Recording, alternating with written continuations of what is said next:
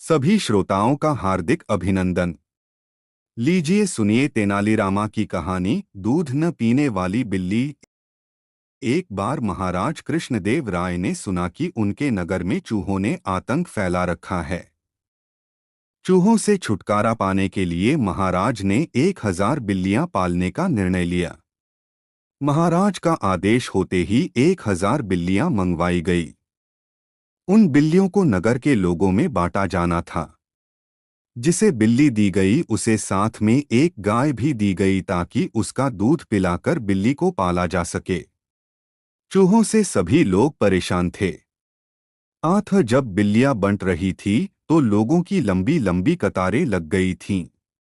इस अवसर पर तेनालीराम भी एक कतार में खड़ा हो गया।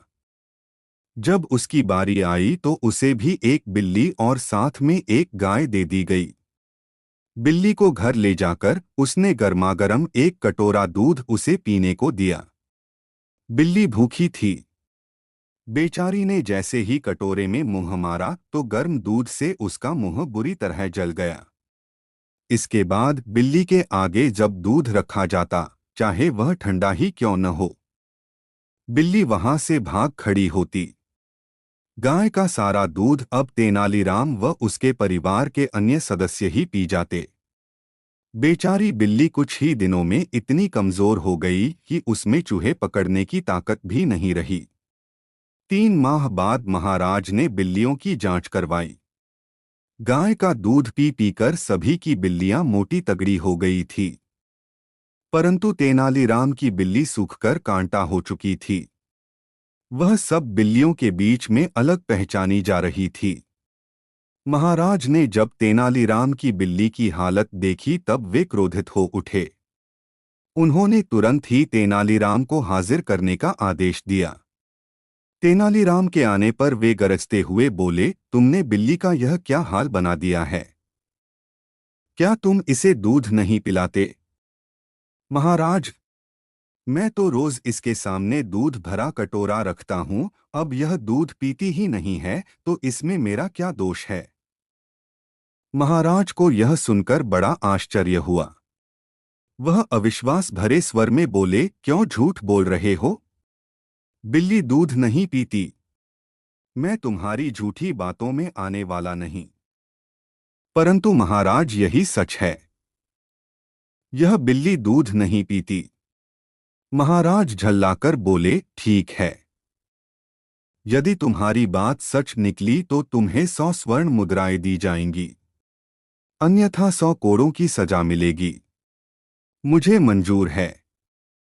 तेनालीराम शांत भाव से बोला। तुरंत ही महाराज ने एक सेवक से दूध का भरा कटोरा लाने का आदेश दिया। सेवक जल्द ही दूध से भरा कटोरा ले आया। अब महाराज ने तेनालीराम की बिल्ली को हाथों में उठाया और उसका सिर सहलाते हुए दूध के कटोरे के पास छोड़ते हुए कहा, बिल्ली रानी दूध पियो।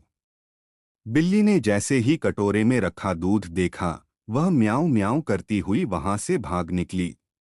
महाराज, अब तो आपको विश्वास हो गया होगा कि मेरी बिल्ली दूध नहीं पीती। लाइए अब मुझे 100 स्वर्ण मुद्राएं दीजिए। तेनालीराम ने कहा। वह तो ठीक है, लेकिन मैं एक बार उस बिल्ली को ध्यान से देखना चाहता हूं। यह कहकर महाराज ने एक कोने में छिप गई बिल्ली को पकड़कर लाने का आदेश दिया। बिल्ली को अच्छी तरह देखने पर उन्होंने पाया कि उसके मुंह में जले का एक बड़ा सा निशान है। वह उसी क्षण समझ गए कि बिल्ली मुंह जल जाने के डर से दूध पीने से कतराती है। वे तेनालीराम की तरफ देखते हुए बोले, अरे निर्दयी, तुमने इस बिल्ली को जानबूझकर गर्म दूध पिलाया ताकि यह दूध न पी सके। ऐसा करते हुए तुम्हें शर्म नहीं आई? तेनालीराम ने उत्तर दिया, महाराज, यह देखना तो राजा का कर्तव्य है कि उसके राज्य में बिल्लियों से पहले मनुष्य के बच्चों को दूध मिलना चाहिए। इस बात पर महाराज हंस दिए। उन्होंने तेनालीराम को तुरंत ही 1000 स्वर्ण मुद्राएं भेंट की और बोले, तुम्हारा कहना ठीक है, परंतु मैं आशा करता हूं कि भविष्य में तुम बेजुबान पशुओं के साथ दुष्टता नहीं करोगे।